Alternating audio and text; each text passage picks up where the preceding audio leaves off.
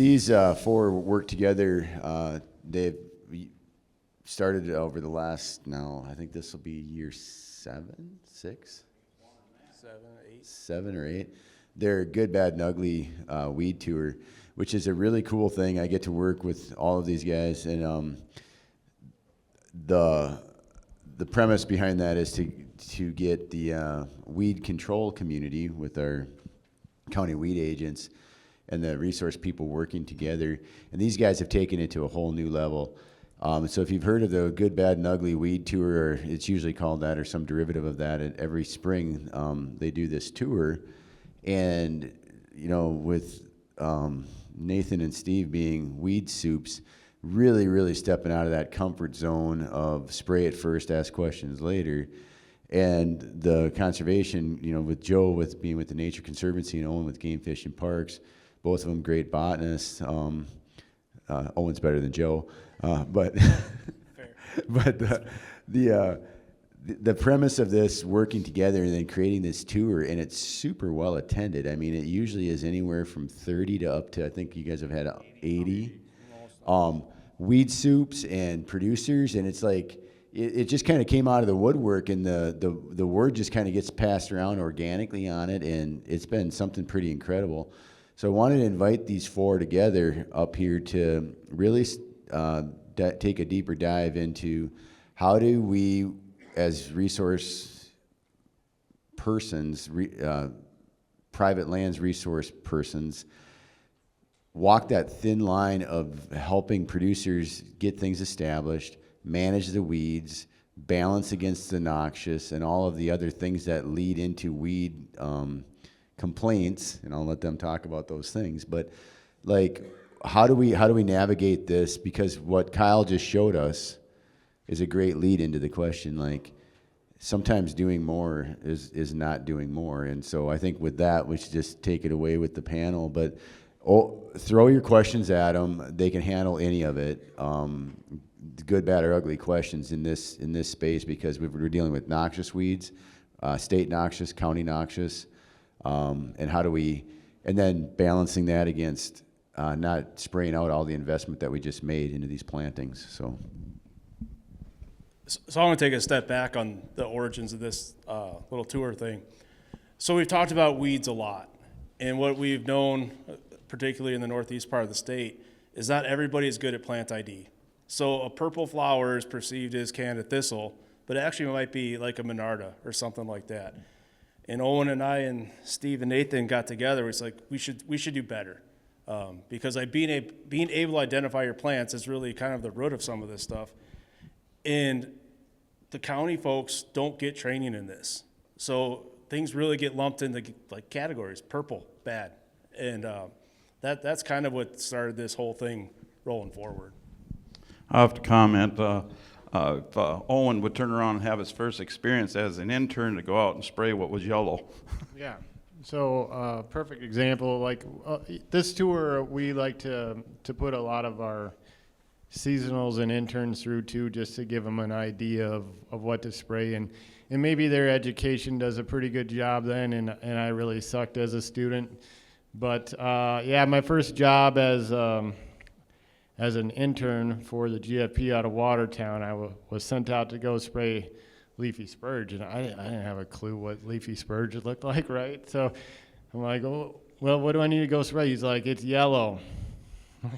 Okay, so I went out and sprayed a field that was all yellow, pulled up to it, I'm like, damn, and I got in my truck sprayer at the time and just unloaded the whole 12 acres, and I got back, yeah, it was bad. Real bad. And he's like, really? Like, there should have only been a couple plants there. Well, it turns out I sprayed a whole field of sweet clover instead of spurge. So so yeah, this tour is for us too, just as much for anybody else, because you know we have a lot of new faces that don't really know, you know, the difference between some of the plants that look alike. So yeah, when most of us weed supervisors inherited programs that was blanket spraying, you'd turn it on and go, and the only time you shut it off was when you went by somebody's apple tree or their flowers by their mailbox or their garden, because you knew you were going to catch hell if you sprayed those. But otherwise, you just blanket sprayed everything. And it didn't matter whether there was weeds along there or not. And chemically, it was an expensive project, but yeah, you didn't have to think. You just flip it on and go and shut off and dodge signs.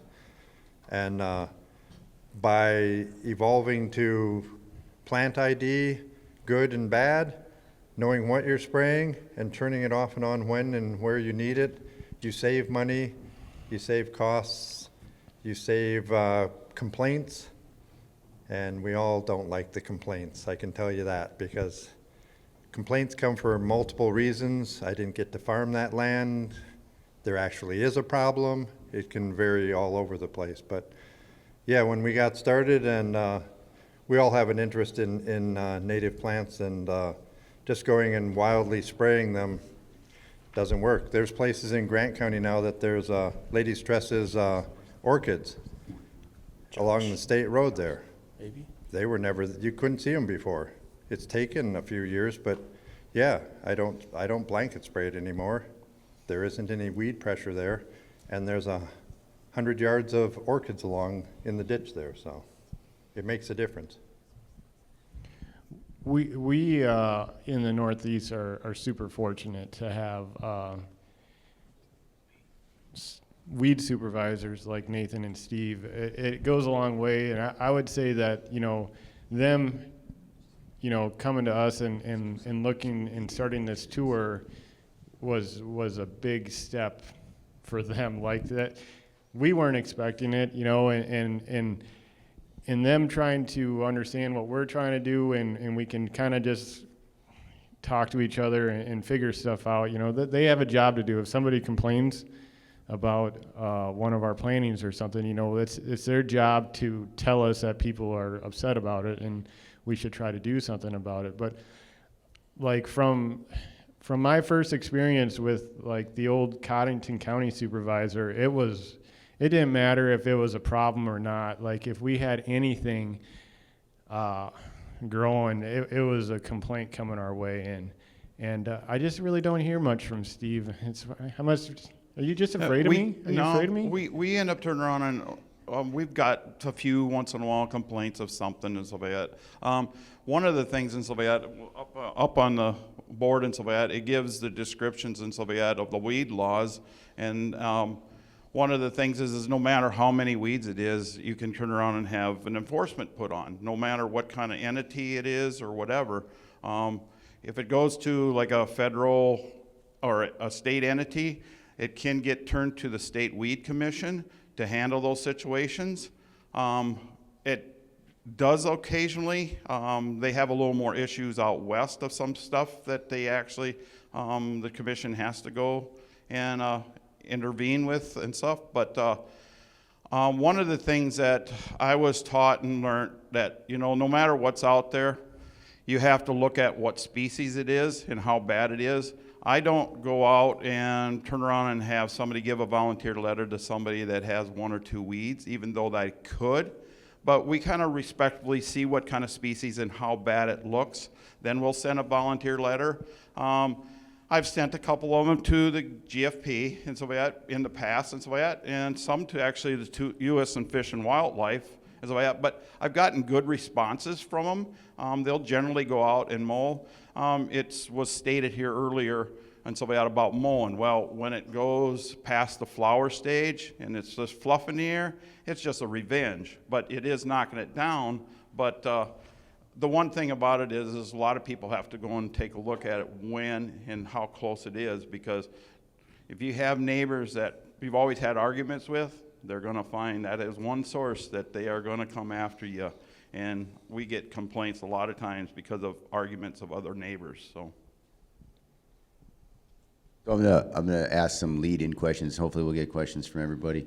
So, Steve and Nathan, as weed soups, I think most of the people in the East and South Dakota area kind of see you two, as the leading edge of common sense on the balance, because you guys understand too the huge investment it takes. The government and the programs are pushing high diversity seedings. Then producers, landowners, they follow suit and put these things in. I know Ryan Marr might have some comments on helping people understand on the front end what they're getting into when they plant these high diversity plantings and what management might take. But when you guys have to go out there and make some of these decisions, knowing the investment and then knowing that, you know, the balance, how have you navigated that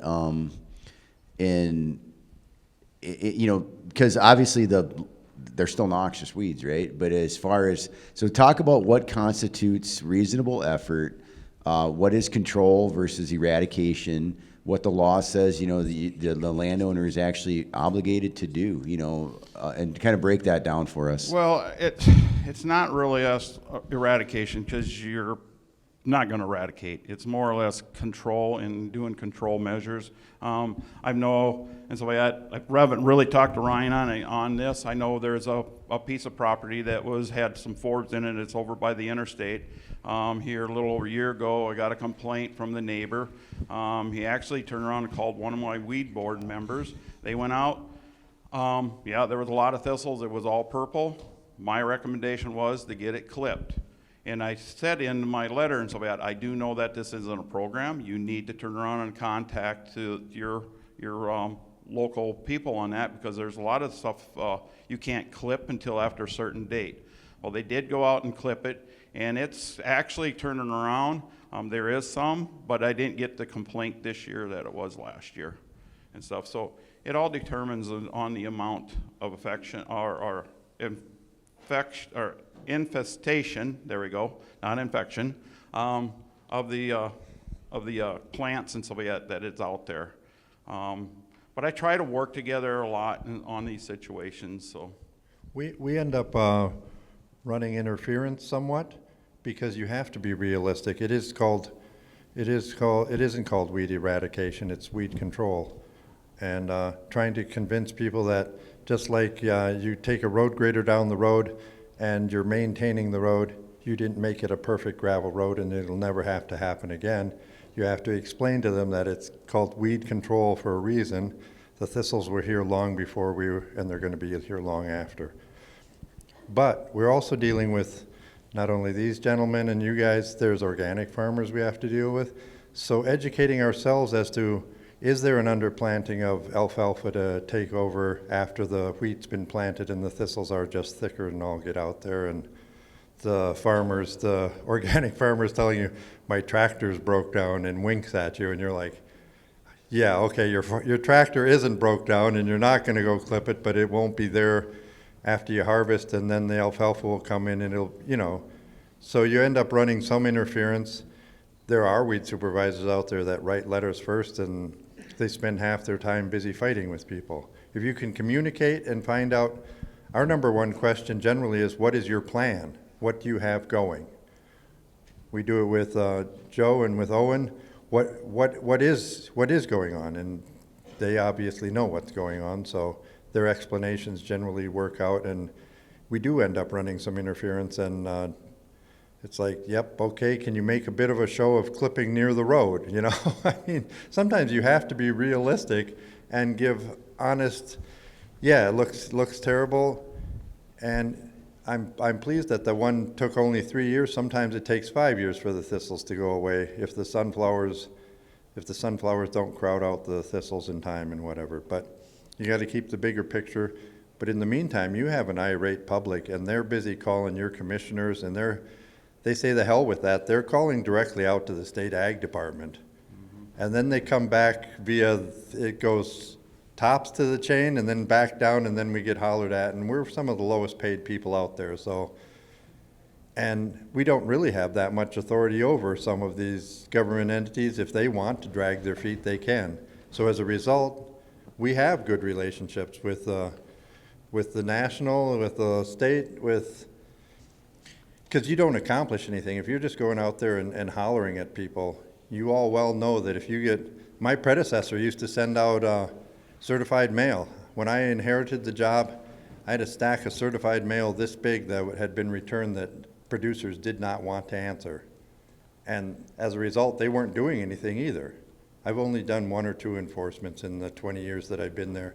I go out and talk with them. And you know, it's gonna be a little less than you want done and a little later than you want, but it's gonna be something and eventually it'll turn around, you know? You gotta keep the big picture.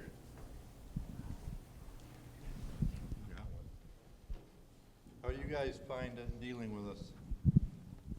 Actually, I was going to pose a question to you. Yeah, you're taller and bigger than me. So for people that are working with producers, what is the best first step to mitigating some of the problems? Is it going to the office and saying, hey, I'm doing a diverse planting, giving you a forewarning, a heads up? Or what's a step for these landowners that are out here to help avoid some of this? Well, yeah, because I need to talk to the Ducks Unlimited guy if he's still here. When you suddenly get a call and there's a whole section of thistle that wasn't there last year, and you were unaware that they had sprayed it all out and that they had done a planting, and you're like, no, there's no thistles there. That's pasture over there, and there's some ponds and stuff, and it's good habitat. I mean, you know, it's a brome habitat, but and suddenly it's solid purple, and you've come back, and it's like, holy smokes, and half the county's calling you. And so you call them up, and they were very responsive, and they had a tractor parked out there, and I kindly informed them that a tractor parked alongside the road with a mower on the back isn't accomplishing shit. But to their credit, they hired the conservation NRCS, I think it was, and they went out, and amazingly they had it all mowed within a week. And I understand that mowing isn't the answer in the long term, but they explained what all they had planted. They sent paperwork to me. Would have been nice to know ahead of time, so I would have not been surprised when suddenly the calls all started coming in.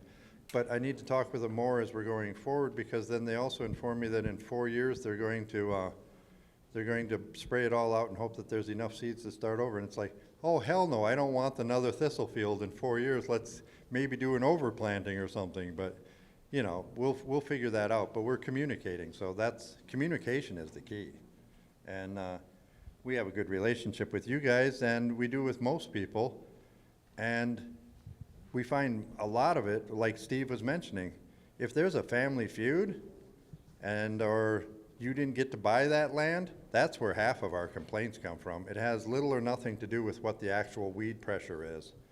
They want to include the government to do their little feud. Most producers, you go and you get on their property and you talk with them and ask them what their plan is, or you give them advice, and they're more than willing to go because it's in their own best interest as well to have a successful planting or successful crops or whatever. So it comes down to cooperation and communication, no matter what the entity is. So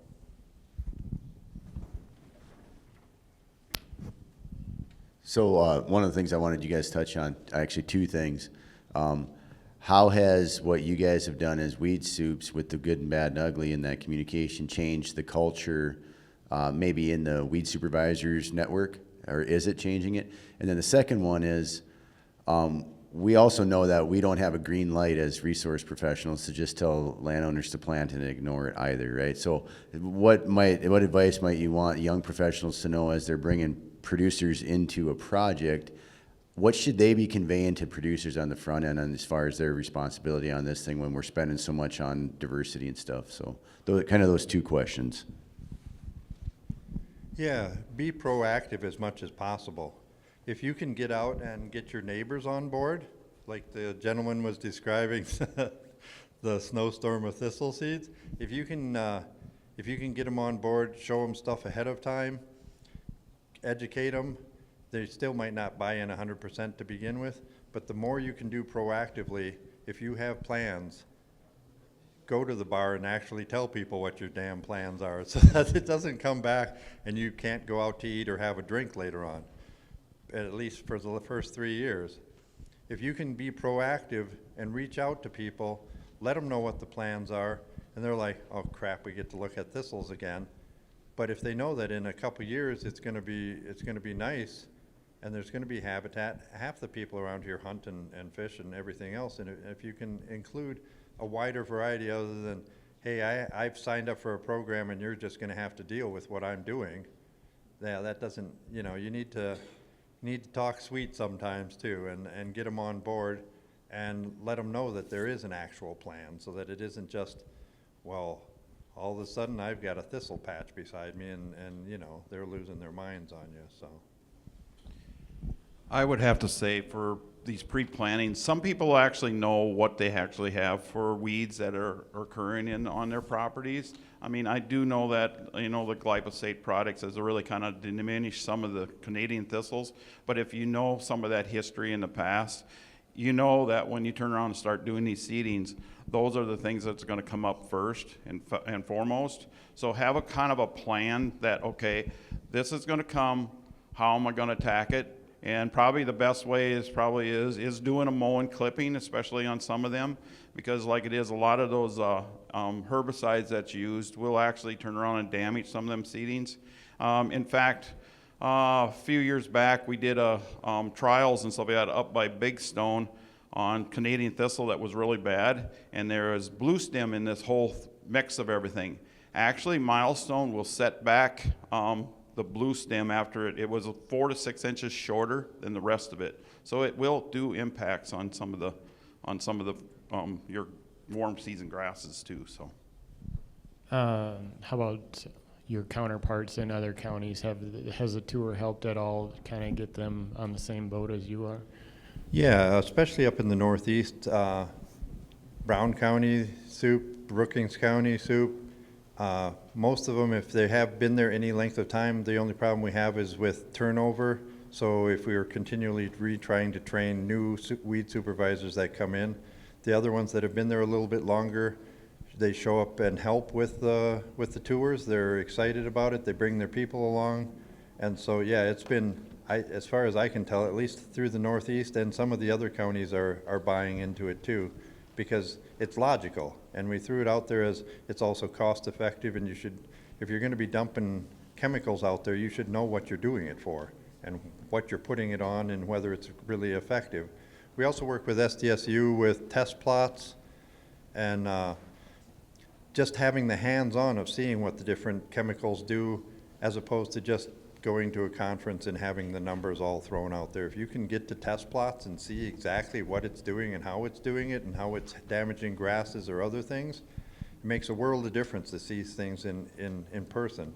But yeah, we have multiple weed soups at least in the Northeast, and it's spread to some of the more central. They will show up to our tour that you guys put on too. So I think that it's been effective. And I would say weed supervisors are getting really good at pushing out the biological side of things for control, you know, especially with, you know, the spurge beetles. I know these two guys will put on multiple collection sites in the summers that are open to the public to come harvest and try to control, you know, noxious weeds without herbicide. Since you mentioned that, I'm kind of shy, Owen, you know. And, yeah, we do the leafy spurge. We have spotted knapweed, seedhead weevils. There's stem boring weevils. We have biocontrol for poison hemlock. Steve's been working a lot with that with Dual County and Hamlin County and Codington. I've only got a couple spots, so I haven't really put biocontrol for that. But it's integrated plant management. I mean, it's what you guys have been dealing with everything. You rotate stuff. You know why you're doing it. It isn't just chemical going to fix it. It isn't just biologicals that are going to fix it. It's your plantings. It's everything. You have to integrate it all in order to make it all work. So I hope one thing that's resonating very well here is working with your producers and encouraging them to come to events like this grass management school, these field days. We're going to have follow-up field days this summer, and let people talk about this, network, and connect, because there's a lot of folks across the state that are very willing to help. We just need help maybe connecting the dots sometimes. One comment I want to make about weed management in establishing plantings and stuff. Like, I hope we, you know, made our points pretty clear that when we do these diverse plantings, there isn't even an option anymore to go over and blanket spray the entire thing with a herbicide to get rid of Canada thistle, right? But I will say a big but. If you do have species move in that you know are going to eventually be a problem, and they are at relatively low densities, you want to try to take care of them on the front end before they become a problem. You know, he mentioned poison hemlock. Like if you just have 2 or 3 plants pop up or little patches, you're not going to really do anything to the diversity of the planting by taking care of them. Try to get on top of them right away, because in the long run, it's probably going to help you out a lot.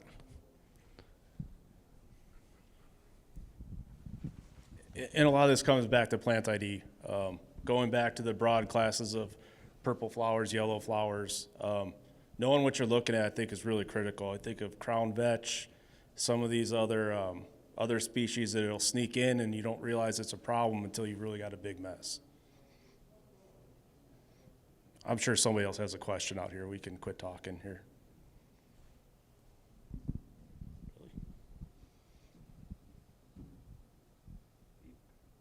Ask if there's issues that they have, specific plants coming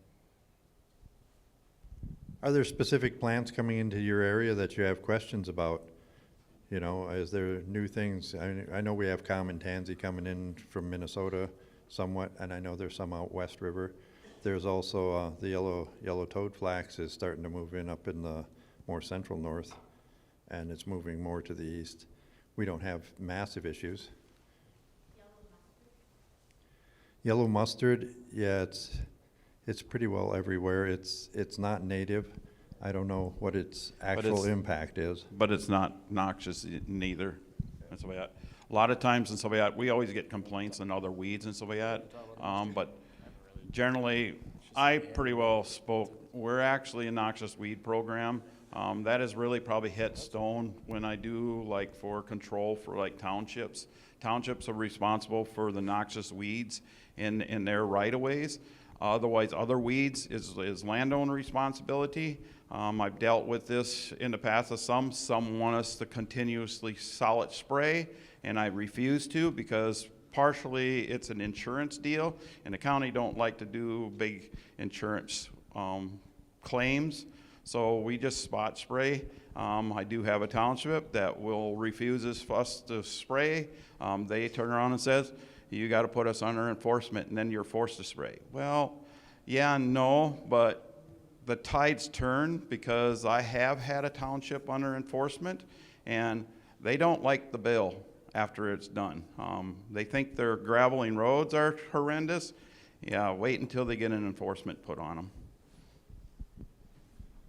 And there's plenty, you know, we have people who want us to spray out sunflowers. Well, that's a safety issue for snow and things like that, and for grading roads and pulling weeds across. It's not a noxious weed. It's a completely different issue. But it's like most things, people are looking for somebody else to do what they could be doing, and it saves them money. So we end up having to put our foot down somewhat. But yeah, you know, Dame's Rocket's in the mustard family as well. It's a nice purple flower in the spring. Bees use it. Yellow mustard can take over fields, but it's like most things, if you look at what your soil conditions are and how your other plantings are, that's where a lot of our weeds, our so-called weeds, come up. It's an environmental thing. They're susceptible to, or they're more prolific in areas where the conditions are correct. Your foxtails, your nettles, your burdock, it's all, they're more nuisance than noxious, and it's a matter of what are your soils? What are your farming practices? You change that and your density of other diversity of plants, and you will generally crowd those things out, or you'll change what the environment is. There's a lot of different mustards, right? And I don't know yellow mustard in particular, but most of them are annuals. And in a grass planting setting where you're planting, the majority of your planting is perennials, annuals will always eventually lose out to perennials. So it's just a waiting game with stuff like that. I'm sure Barry has a question. I'd like you to talk about the spurge patch in Roberts County on the native prairie that you defended. Okay, so it wasn't even in my county, but he asked me to defend the leafy spurge patch up in just west of Sisseton up in Roberts County, and I'm in Grant County. So this lady called me up and she said that she was getting pressure from the commissioners, from the county commissioners, that they needed to have a plane come in and just spray it all out. And I said that, well, Steve and I both went up there and said, well, we'll see if there's beetles there and whether we can do a collection. And as it turns out, it's all native prairie. And it's, there's blanket flowers, there's all kinds of cool stuff up there. And you can still see the old wagon wheel ruts from when the first settlers were coming in and they were heading down into Sisseton to do their land claims and all that. There's still deep ruts from the wagon wheels and all that. So it's historic, it's kind of cool. And we go up there and there's beetles everywhere. And her relatives to the south had a plane come in and spray it all out.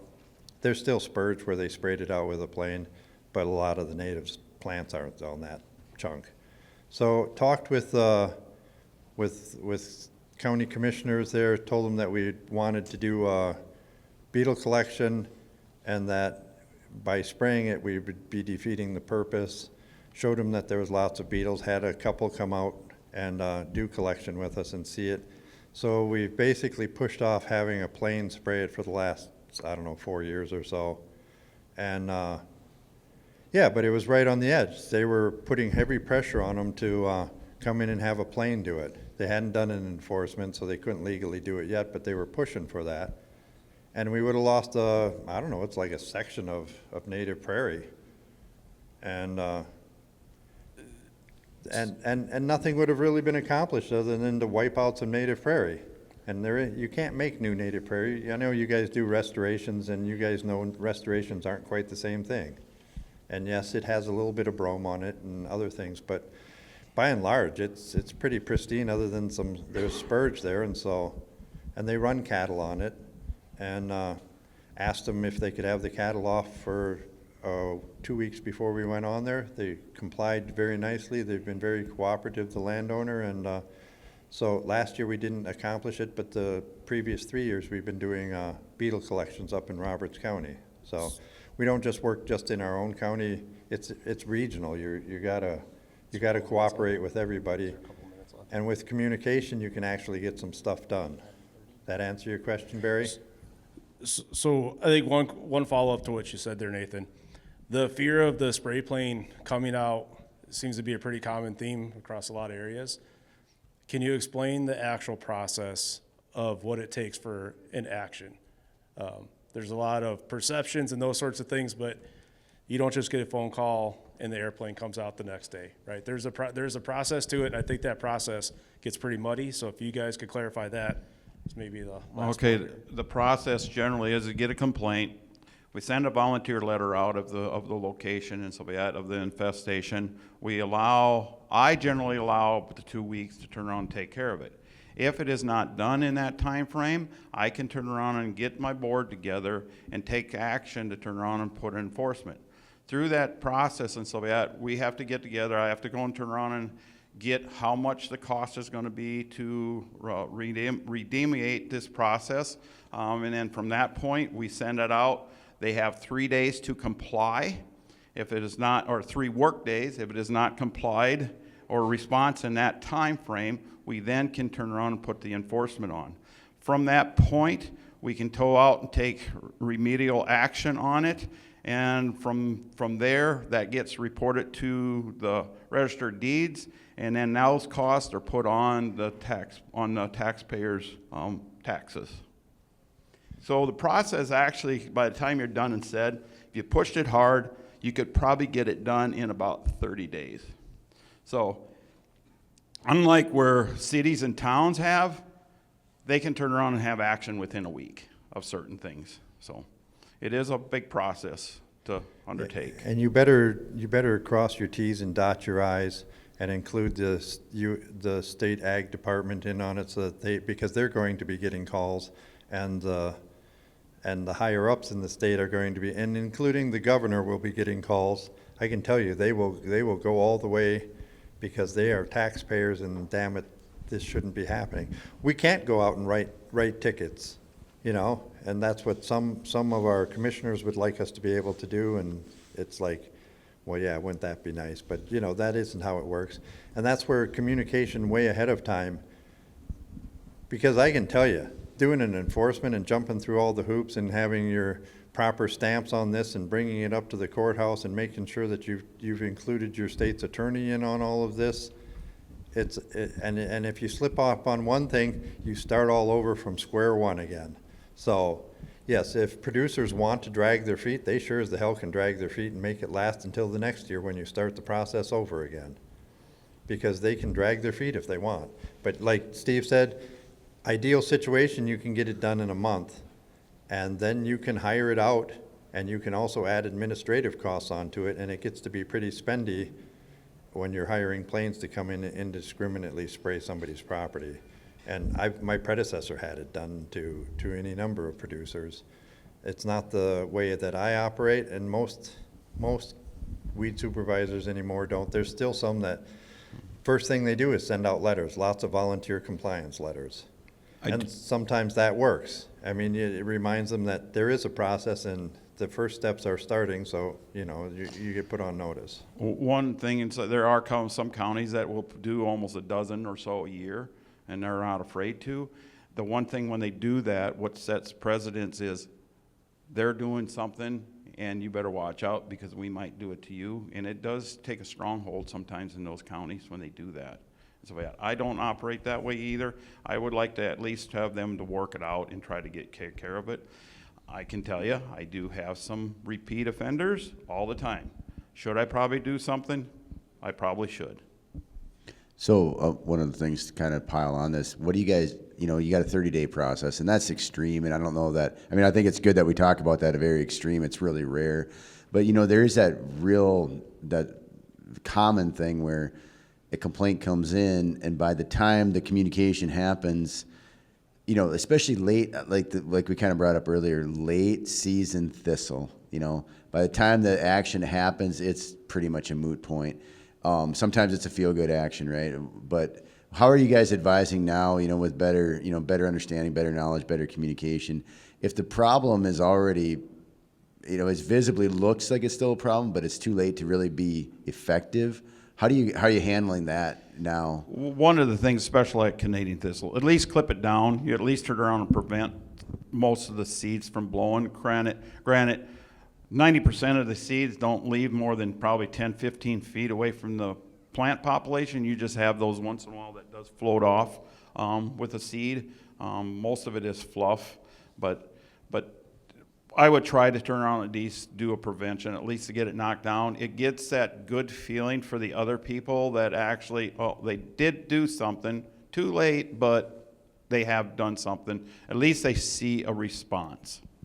And you can set up for the next year. The state wants us, we get told by the state what to do. We're low on the totem pole, and we get told by the state ag department that we should have this stuff already set up this fall going into spring, so that it doesn't take the 30 days. You can get it done in 2 weeks because you already have had your meetings and you've already done this, and you've let your board know, your weed board know, and you should be ahead of the game on this. That's if you want to go around and be authoritarian about it. If you want to actually communicate with the producers, yeah, you basically start over again the next spring, is how most people do it. But there are some weed supervisors out. They go by the book, and that's exactly how they do it. The state says you should have all of this, and you should have it in place, and you should have all your paperwork, and unless your state's attorney's working with you, because they don't want to, the county doesn't want to get sued either. There's lawsuits that can happen if you do things and you don't follow all the rules. So, it's in everybody's interest to communicate and work together.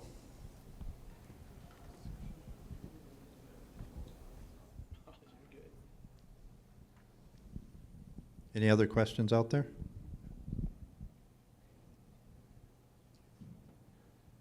And you can look all of this stuff up on, there's websites, the state website, all of these regulations that were put up there, all of the, because like Steve had said, in the regulations, it says if you have one noxious weed plant that's on the state or local list, you can be enforced on.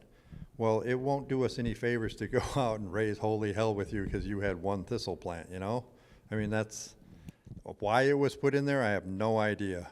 But it gives us the authority, I guess, but it would be an abuse of authority, in my opinion, to go out and raise holy hell with somebody because they had one thistle plant. I mean, that's just moronic. So before Josh kicks us off of here, shameless plug that we're going to do this again this spring. We usually do it early June, mid-June. You know, talking again on the partnership stuff. You've got our agencies, entities that have supported this. The Grassland Coalition has got on board with this too, and they purchased a pile of field guides to be handed out, so folks are aware of what's coming up in these plantings and what should or shouldn't be sprayed. So this really is a bigger collective effort. We're just the four suckers that got up here in front.